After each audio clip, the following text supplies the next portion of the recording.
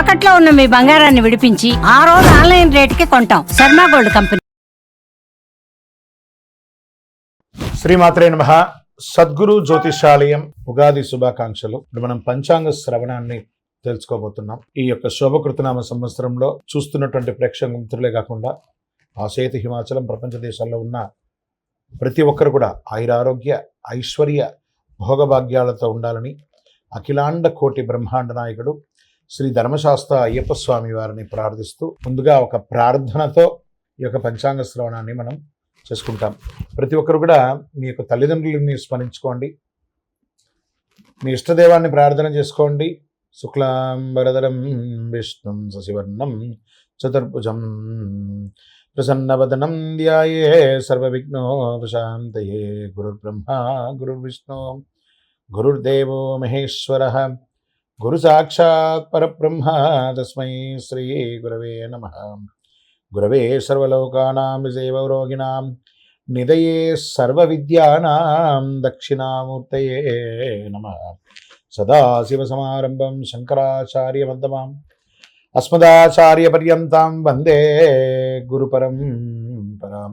జగద్గురువులందరికీ కూడా నమస్కరిస్తూ ఈ యొక్క విశ్వావసునామ సంవత్సరంలో అందరికీ ఎలా ఉండబోతుంది, ఈ యొక్క విశ్వావసునామ సంవత్సరంలో జరగబోయే ఫలితాలన్నీ ఎలా ఉంటాయి, ఎవరు రాజు ఎవరు మంత్రి, అవన్నీ కూడా మనం తెలుసుకొని సముద్ర జలాల్లో పడుతున్న వర్షాలు ఎలా ఉంటుంది, పర్వతం మీద పడుతున్నటువంటి వర్షాలు ఎలా ఉంటుంది, మూడాలు కత్తెర ఇవన్నీ కూడా తెలుసుకోబోతున్నాం. మకర సంక్రమణం గురించి కూడా తెలుసుకోబోతున్నాం. శివాయ గురవే నమః. శ్రీ గురుభ్యో నమః. సదాశివసమారంభాం శంకరాచార్య మధ్యమాం అస్మదాచార్య పర్యంతం వందే గురు పరంపరాం. ఈ యొక్క పంచాంగ శ్రవణం వల్ల వచ్చే ఫలితాన్ని కూడా మనం చెప్తున్నాం. శ్రీ కళ్యాణ గుణావహం రిపుహరం దుస్వప్న దోషాపహం గంగా స్నాన విశేష పుణ్యబలదం గోదానతుల్యం నృణాం ఆయుర్వృద్ధిత్తమం శుభకరం సంతాన సముత్ప్రదం నానా కర్మ సుసాధనం సముచితం పంచాంగమాకర్ణీరా. దీని యొక్క అద్భుతమైనటువంటి ఏ విధమైనటువంటి దోషం ఉన్నా అందరూ కూడా ఆయురారోగ్య ఐశ్వర్యాలతో ఉండాలని ఈ యొక్క పంచాంగ శ్రవణాన్ని మనం చేయబోతున్నాం. ఈ సంవత్సరం రాజుగా రవి ఉంటున్నారు. సేనార్ఘ్య మేఘాధిపత్యులుగా కూడా రవికి లభించింది. మంత్రి చంద్రుడుగా ఉంటున్నాడు. సస్యాధిపతి గురువు, ధాన్యాధిపతి కుజుడు, రసాధిపతి శని, నీరసాధిపతి బుధుడు, నవనాయకుల్లో 6 పాపులు, 3 శుభులగుటచే దేశమున కాస్త అశాంతి, అలజడులు, రాజకీయ ఆందోళన, ప్రకృతి ఉత్పాదనలు కలిగే అవకాశాలు మెరుగ్గా కనబడుతున్నాయి. అయినను పురోహితాది ఉపనాయకులతో శుభులు ఎక్కువగా ఉండడం వల్ల అశ్వదాధిపత్యమగు మొదలగు పాపులతో సమానంగా శుభులు ఆధిపత్యం వహించడం వల్ల మళ్ళీ తిరిగి చక్కబడుతుందని కూడా ఉంది. మొత్తం మీద కొన్ని ఇబ్బందులు, దేశము సుభిక్షంగానే ఉంటుంది. సస్యాధిపతి గురువు, ధాన్యాధిపతి కుజుడు, ఆయన పచ్చని ధాన్యములు, ఎరుపు భూములు చక్కగా ఫలిస్తుందని కూడా చెప్పడం జరుగుతుంది. నల్లరేగిడి మట్టి కూడా పెరుగుతుందని చెప్తారు. అర్ధప్రవేశం పగలు కలుగుట అంత మంచిది కాదు. కాబట్టి లగ్నం నందు గురువు చంద్రుని వీక్షించడం వలన ఉభయ తెలుగు రాష్ట్రాల్లో ఎక్కువగా శుభములు సుభిక్షములు చెప్పదగినగా చెప్పడం పడుతుంది. వర్ష జల లగ్నం నుంచిగా దేశమున పరిస్థితి శుభాశుభం మిశ్రమంగా ఉంటుంది. 2 లగ్నములకు సప్తమున పాపగ్రహం ఉండడం చేత కొన్ని తావులు దుర్భిక్షం, పంటలు హానిಗಳು జరిగే అవకాశాలు ఉన్నాయి. చైత్ర భాద్రపద పుష్యమాసాల్లో క్లిష్టంగాను, వైశాఖ శ్రవణ ఆశ్వయుజ మాఘమాసంలో మధ్యమంగాను, జ్యేష్ఠ ఆషాఢ కర్తరి మార్గశిర మాస పాల్గొనంలో ఉత్తమంగా ఉంటుందని కూడా చెప్పడం జరుగుతుంది. ఈ సంవత్సరం చైత్రమున సమశీతోష్ణ స్థితి కలిగి ఉత్తరార్థమున స్వల్పంగా తొలకరిస్తుంది. వైశాఖమున జ్యేష్ఠ పూర్వార్థమున గ్రీష్మాధిక్యం వాతాధిక్యం కలుగుతుంది. కొన్ని చోట్ల వడగళ్ళు వానలు కురిసే అవకాశాలు కూడా ఉన్నాయి. జ్యేష్ఠ ఉత్తరార్థమున తొలకరించి ఆషాఢమున బీజపాపముగా కలిగించు వర్షమును, శ్రావణ భాద్రపద పూర్వార్థమున సస్యానుకూలంగా వర్షాలు కురుస్తాయి అని ఆశ్వీజ మార్గశిర మాసంలో వాయు సహితంగా అంటే గాలితో కూడినటువంటి వర్షంగా ఉంటుందని కూడా చెప్పడం జరుగుతుంది. ఈ సంవత్సరము పశునాయకత్వం సంపూర్ణంగా యమునికి లభించడం వల్ల వర్షం పాడి పంటలు కాస్త మిశ్రమంగా కనబడుతుంది. అయితే ప్రత్యబ్ద యోగం పంచకంలో అధికంగా ఉండడం వల్ల ఇబ్బంది ఏం లేదు అని చెప్పడం జరుగుతుంది. అడకం ఎక్కువగా కాలబ్రహ్మ హస్తగమనం ఉండట, దుర్భిక్షం మరియు వర్షాభావంలో కొన్ని ప్రదేశాల్లో అధిక వర్షాలు కాస్త ప్రకృతి విలయతాండం కూడా జరిగే అవకాశాలు ఉన్నాయని కూడా చెప్పడం జరుగుతుంది. అధికముగా బాగుండడం చాలా వరకు సుభిక్షంగానే ఉంటుందని కూడా చెప్పడం జరుగుతుంది. శుభాశుభ ఫలితాలు ఈ యొక్క విశ్వావసునామ సంవత్సరంలో మిశ్రమం అని చెప్పడం జరుగుతుంది. జ్యేష్ఠ శుక్ల త్రయోదశి ప్రభుతి ఆషాఢ పూర్ణిమ పర్యంతం ప్రాగస్థమిత గౌరుమాఢ్యం అని కూడా చెప్పడం జరుగుతుంది. మార్గశిర శుక్ల సప్తమి ప్రభుతినామ బహుళ చతుర్దశి పర్యంతం ప్రాగస్థమిత శుక్రమోఢ్యమి వైశాఖ శుక్ల సప్తమి ప్రభృతి జ్యేష్ఠ శుక్ల ప్రతిపత్ పర్యంతం వాస్తుకర్తరి వైశాఖ బహుళ పంచమి నుండి సరస్వతీ నది పుష్కరం భాద్రపద శుక్ల పూర్ణిమకు రాహుగ్రస్త సంపూర్ణ చంద్రగ్రహణం పాల్గొన శుక్ల పూర్ణిమకు గ్రస్థోదయ చంద్రగ్రహణం కలుగుతుందని పంచాంగంలో చెప్పబడుతుంది. ఈ సంవత్సరంలో పంచవత్సరాత్మలకు ద్వాదశ యుగంలో విశ్వే దేవతాగమగు ఈ 8వ యుగంలో చతుర్థము అనువత్సర సంజగ్నము ప్రజాపతి దేవతాగమగుణం శ్రీ విశ్వావసునామ సంవత్సరంలో ధాన్యాదానం చేసిన మహాపుణ్యమని ధాన్యమంతా కూడా దానం చేయడం వల్ల శాస్త్రములందు కూడా చెప్పడం జరుగుతుంది. ఈ సంవత్సరం 8 వీసముల పంట 2 తూముల వర్షము 3 తూముల వాయు కలిగి ప్రజలు సర్వ సౌభాగ్యములు కలుగుతున్నారని జగద్గురువుల యొక్క హితబోధండి. స్వస్తి విశ్వావసునామ సంవత్సరం సుస్థితిగత సౌరబ్ధంగా 1-9-5-5-8-8-5-1-2-6 గాను కళ్యాది గతాబ్దిగా 5-1-2-6 సంవత్సరం గాను శంకరాచార్యుల సంవత్సరంగా 1236 నుంచి 1237 సంవత్సరం అని చెప్పవచ్చు. విక్రమాదిత్య సంవత్సరం 2082 శాలివాహన శక శతాబ్ది 1947 ఆంగ్ల శకాబ్ద 2025-27 భారతదేశ స్వాతంత్ర్యాబ్ది 78 సృష్ట్యాది అహర్గణ 7-1-4-4-0-1-6-8-9-2-6 సంవత్సరంగాను కలి అహర్గణ 1-8-7-2-2-9 గాను విశ్వావసునామ సంవత్సరం పొడవు 354 రోజులుగా నిర్ణయించడం అయింది. ఇది నిర్ణయించడం కదా, అలా వస్తుంది. ఆదత్రేయ ఫలం నిరుపతే చాంద్ర సౌరమానాభ్యాం విశ్వావసునామ సంవత్సర ఫలం అంటారు దీన్ని. ప్రభవాదిగా 39వ సంవత్సరం విశ్వావసు విశ్వేశాం వసు యసత్ అందరికీ ధనం కలిగిస్తుంది. విశ్వావసు సంవత్సరమున పంటలు మధ్యముగా ఉన్నా అల్పవృష్టి ఉన్నా కాస్త దొంగతనం చోరభయం రోగాదులు అధికంగా అయ్యే అవకాశాలుగా కూడా చెప్పడం జరుగుతుంది. ఈ యొక్క షష్టగ్రహ కూటమి కూడా ఉగాది రోజే అవుతుంది కాబట్టి కాస్త జాగ్రత్తగా ఆరోగ్యం పట్ల జాగ్రత్త వహించాలని కూడా చెప్పడం జరుగుతుంది.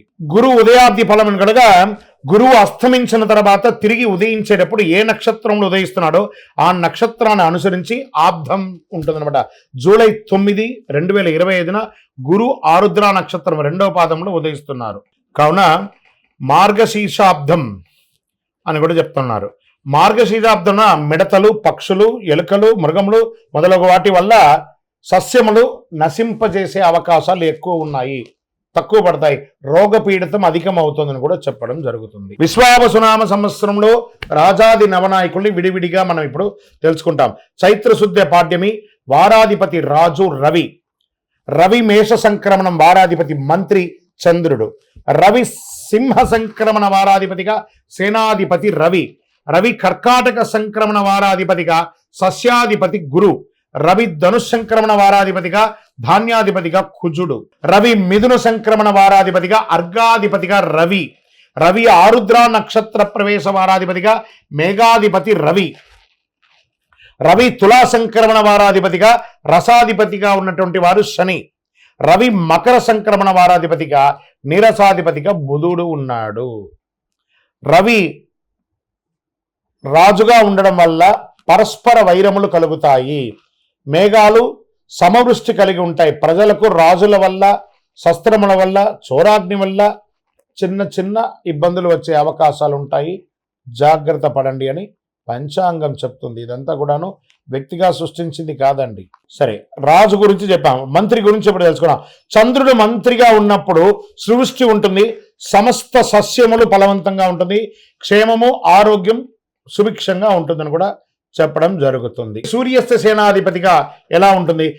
రాజు రవియే, సేనాధిపతి కూడా రవియే ఉండడం వల్ల సేనాధిపతి అయినప్పుడు రాజులకు పరస్పర యుద్ధం కలిగే అవకాశాలు ఉన్నాయి.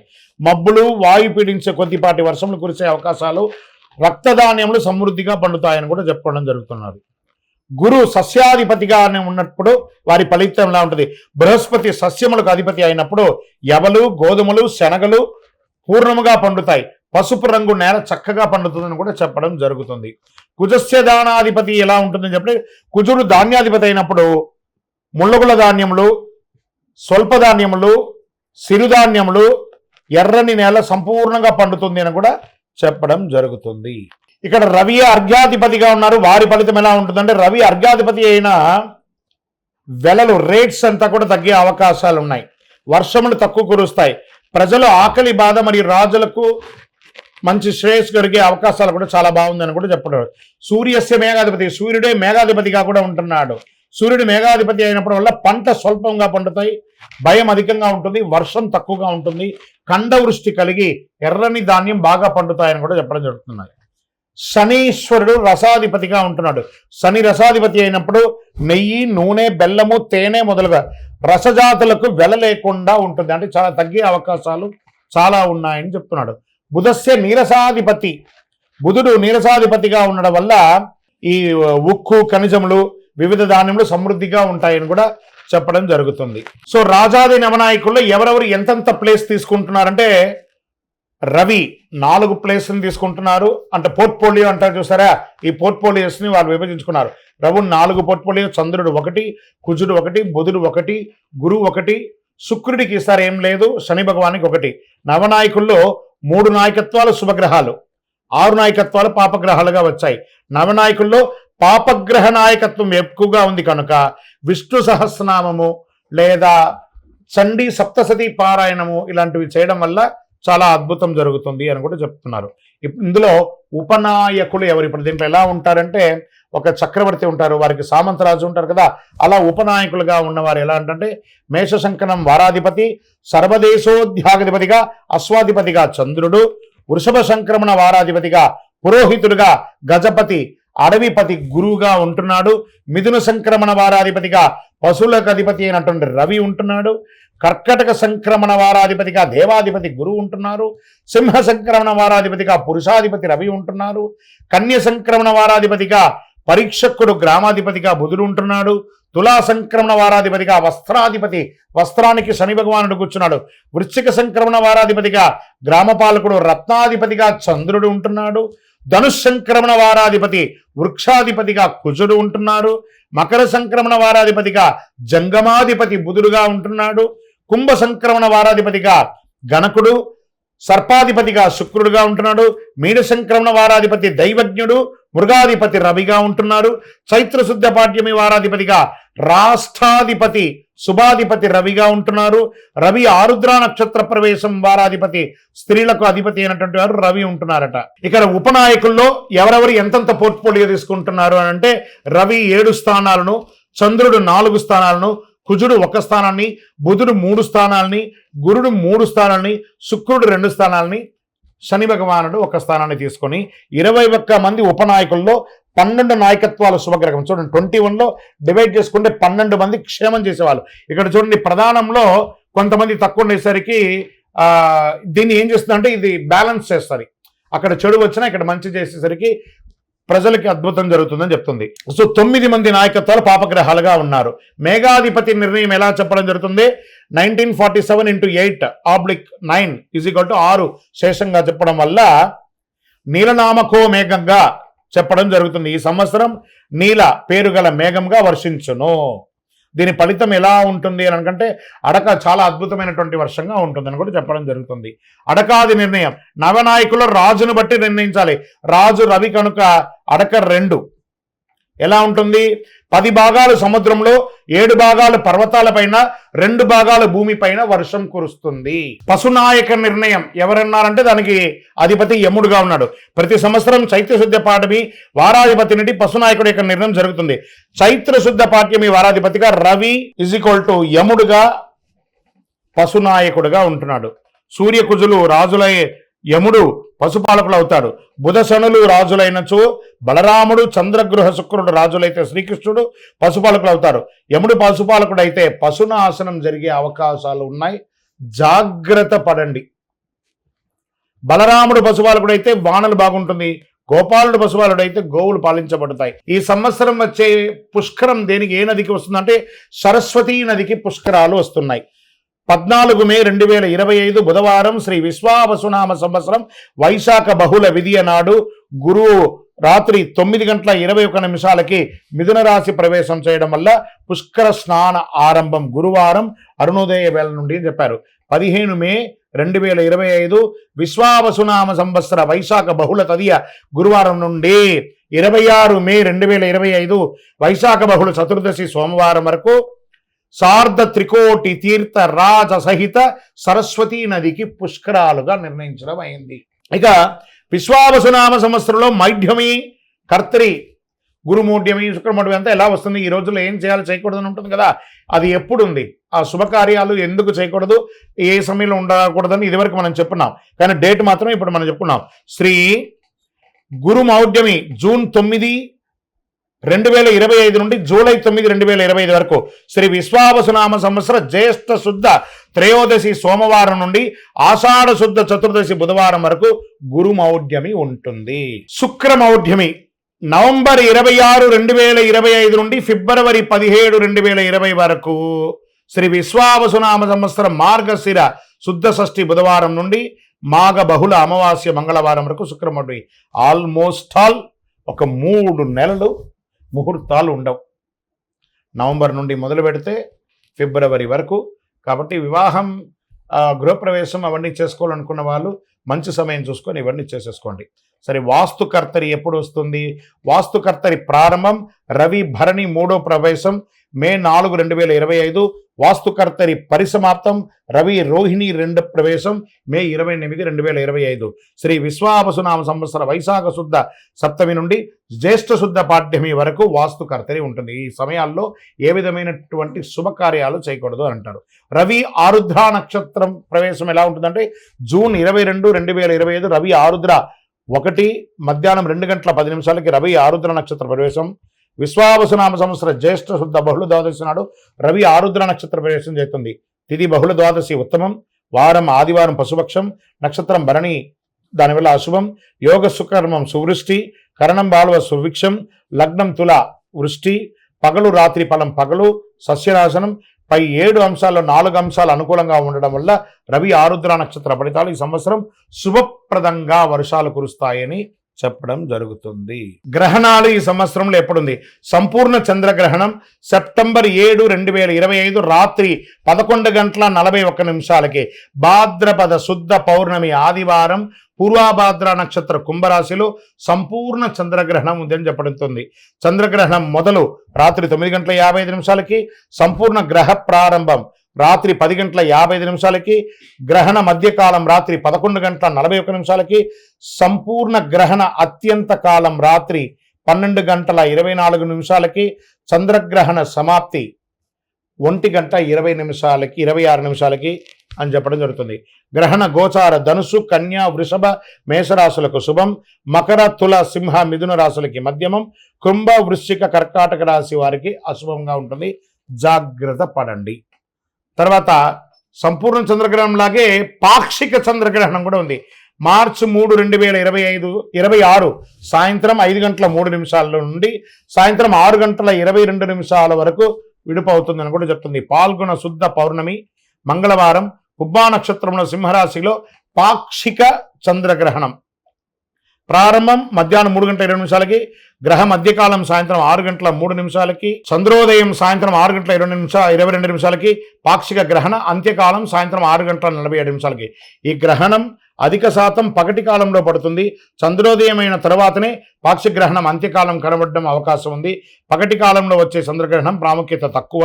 గ్రహణ గోచారం మిథున మీన వృశ్చిక తులారాశులకి శుభం, కర్కాటక మేష కుంభ ధనుసు రాశి గారికి మధ్యఫలం, సింహ వృషభ మకర కన్యా రాశులకి అశుభంగా చెప్పడం జరుగుతుంది. గ్రహణ దోషం ఉన్నవారు చంద్రగ్రహణందు వెండి నాగ పడగ కానీ లేదా చక్కగా ఒక బ్రాహ్మణులకి ఒక సాహిత్యం కానీ ఇచ్చి నమస్కారం చేసుకొని ప్రాయచిత్తం చేసుకోవచ్చు అని కూడా చెప్పడం జరుగుతుంది. శ్రీ విశ్వావసునామ సంవత్సరం సంక్రాంతి పురుష లక్షణం అని కూడా చెప్పచ్చు.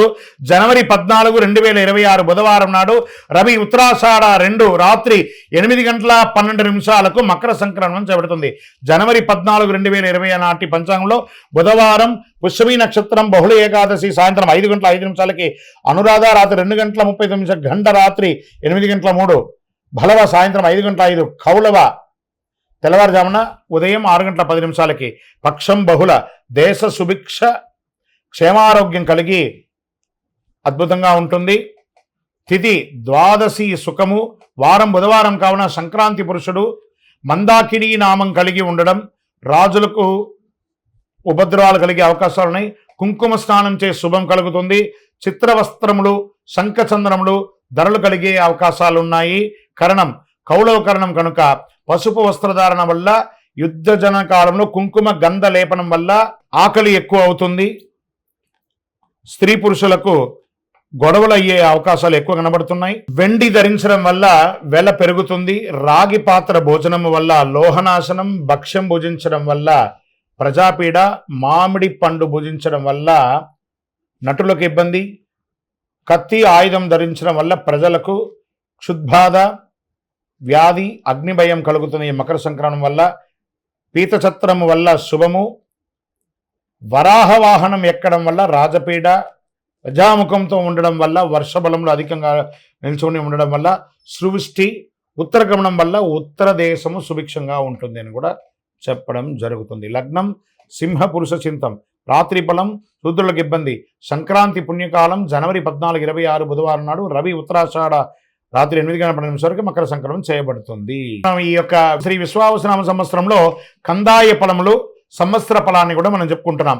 అశ్విని నక్షత్రం కందాయ ఫలంగా 304, భరణి నక్షత్రం 611, కృత్తికా నక్షత్రం 123, రోహిణీ నక్షత్రం 400, మృగశిర నక్షత్రం 712, ఆరుద్ర నక్షత్రం 224, పునర్వసు నక్షత్రం 501, పుష్యమి నక్షత్రం 013, ఆశ్లేష నక్షత్రం 320, మకా నక్షత్రం 602, పుబ్బా నక్షత్రం 114, ఉత్తరా నక్షత్రం 421, హస్త నక్షత్రం 703, చిత్తా నక్షత్రం 210, స్వాతి నక్షత్రం 522, విశాఖ నక్షత్రం 004, అనురాధ నక్షత్రం 311, జ్యేష్ఠ నక్షత్రం 623, మూలా నక్షత్రం 100, పూర్వాషాఢ నక్షత్రం 412, ఉత్తరాషాఢ నక్షత్రం 724, శ్రవణ నక్షత్రం 201, ధనిష్ఠ నక్షత్రం 513, శతభిష నక్షత్రం 020,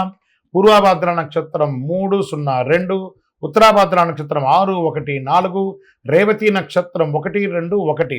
శ్రీ విశ్వావసునామ సంవత్సరం చైత్రశుద్ధ్య పాడ్యమి 1 ఆదివారం, 1 రేవతి నక్షత్రం, 27 ఇంద్రయోగం, 26 భవకరణం, 1 మొత్తం 56. విశ్వావసునామ సంవత్సరానికి వచ్చిన పదం బేసి సంఖ్య ధనలాభం, సరి సంఖ్య సమఫలం, 0 సంఖ్య శూన్యఫలం.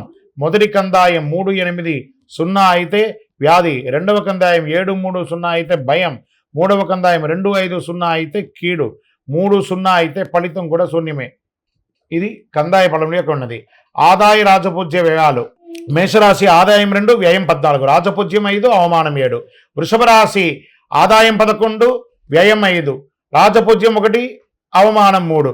మిథున రాశి వారికి 14 ఆదాయం, వ్యయం 2, రాజపూజ్యం 4, అవమానం 3.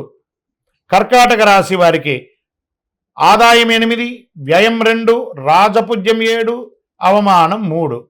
సింహరాశి వారికి ఆదాయం 11, వ్యయం 11, రాజపూజ్యం 3, అవమానం 6. కన్యా రాశి వారికి ఆదాయం 14, వ్యయం 2, రాజపూజ్యం 6, అవమానం 6. తులారాశి వారికి 11 ఆదాయం, 5 వ్యయం, 2 రాజపూజ్యం, 2 అవమానం. వృశ్చిక రాశి వారికి 2 ఆదాయం, వ్యయం 14, రాజపూజ్యం 5, అవమానం 2. ధనుసు రాశి వారికి ఆదాయం 5, వ్యయం 5, రాజపూజ్యం 1, అవమానం 5. మకరం వారికి ఆదాయం 8, ఖర్చు 14, వ్యయం, రాజపూజ్యం 4, అవమానం 5. కుంభరాశి వారికి 8 ఆదాయం, వ్యయం 14, రాజపూజ్యం 7, అవమానం 5. మీనరాశి వారికి ఆదాయం 5, వ్యయం 5, రాజపూజ్యం 3, అవమానం 1. 2025-26లో మౌఢ్యమి కర్తమి పుష్కర గ్రహణ వివరాలలో ముహూర్తాలు ఎలా ఉన్నాయనేది మంత్ వైజ్గా ఉంటుంది. ముఖ్యమైనటువంటి చెయ్యకూడని ముహూర్తాలు చెప్పేస్తాను. చేసే ముహూర్తాలు మీ యొక్క పరిసర ప్రాంతాల్లో ఉన్నటువంటి గురువుల్ని సంప్రదించి మీ ఇంటి బ్రాహ్మణుల్ని వారికి నమస్కరిస్తూ వారి దగ్గర మీరు చేసే శుభకార్యం గురించి చెప్పి ముహూర్తాలు తీసుకోండి. గురుమౌఢ్యమి మళ్ళీ చెప్తున్నాం, జూన్ 9, 2025 నుండి జూలై 9, 2025 వరకు. శుక్రమౌఢ్యమి నవంబర్ 26 నుండి 25, నవంబర్ 26, 2025 నుండి ఫిబ్రవరి 17, 2026 వరకు. వాస్తుకర్తరి మే 4, 28 నుండి 2025, 25 వరకు ఉంటుంది. కాబట్టి ఈ రోజుల్లో ఏ విధమైనటువంటి ముహూర్తాలు లేవు. మిగతా రోజులలో మీ పరిసర ప్రాంతాల్లో ఉన్న గురువులను సంప్రదించి ముహూర్తాలు నిర్ణయించుకోండి. అందరూ కూడా యోగక్షేమంగా ఉండాలి. పంచాంగ శ్రవణం అనేది కొంచెం ఇలా మనం చెప్తూ ఉండగా కొంచెం ఏదో అర్థం కాని సబ్జెక్టుగా ఉంటుంది, కానీ ఇది వినాలట. ఇది వింటేనే మనం ఏంటో తెలుస్తుందని చెప్పేసి. ఇప్పుడు జనరల్గా మనం ఒక టెస్ట్కి మన శరీరంలో పోతే నకసిక పర్యంతం ఇలా టెస్ట్ తీస్తే చాలా రిపోర్ట్స్ ఇస్తారు, మనకి అర్థం కాదు. కానీ డాక్టర్ చూసి ఇది ఇది అని చెప్పేస్తారు. అలా అది అర్థం కాకపోయినా పంచాంగ శ్రవణాన్ని కనీసం సంవత్సరంలో ఒక రోజైనా వినాలి. పంచాంగ శ్రవణం విన్న ప్రతి ఒక్కరు కూడాను ఆయురారోగ్య ఐశ్వర్య భోగభాగ్యాలతో ఉండాలని అఖిలాండ కోటి బ్రహ్మాండ నాయకుడు శ్రీ ధర్మశాస్త్ర అయ్యప్ప స్వామి వారిని మీకోసం ప్రార్థన చేస్తూనే ఉంటాను. అందరూ క్షేమంగా ఉండండి, కరుంగాళి మాల ధరించండి, ఆరోగ్యంగా ఉండండి, ఐశ్వర్యంగా ఉండండి, సంపన్నంగా ఉండండి. విజయోస్తు.